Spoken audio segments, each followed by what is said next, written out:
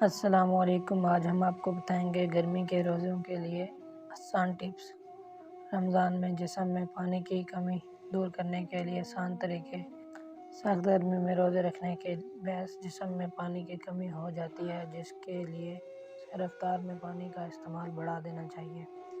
پانی، دودھ، دہی، پھلوں کا رس کا استعمال زیادہ سے زیادہ کریں۔ سحری کھانے کے لیے جلدی اٹھیں گے تاکہ وقت کی کمی ہونے کی وجہ سے بے صبری اور جلدی میں سحری نہ کھانا پڑے۔ سحری سے پہلے ہی تھوڑا تھوڑا پانی پیتے رہیں۔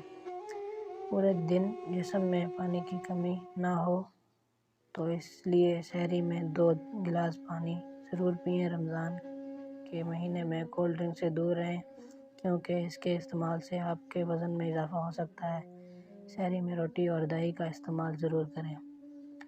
چھوٹی سبز الائچی کے استعمال سے بھی پیاس سے بچا جا سکتا ہے۔ اس غذاؤں کا استعمال ضرور کریں جن میں پانی کی مقدار زیادہ ہو، جیسے تربوز، کھیرا، سلاد وغیرہ۔ روزے کی حالت میں ظہر کی نماز کے بعد تھوڑا آرام ضرور کریں۔ روزے کی حالت میں گرمی میں زیادہ نہ رہیں۔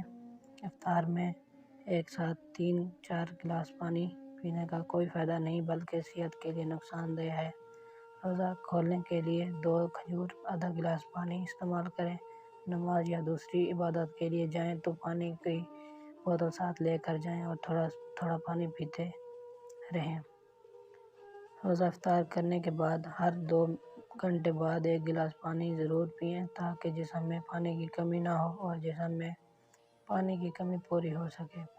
رات کو سوتے وقت اپنے قریب پانی کی بوتل ضرور رکھیں اور جب بھی آنکھ کھلے پانی ضرور پی لیں۔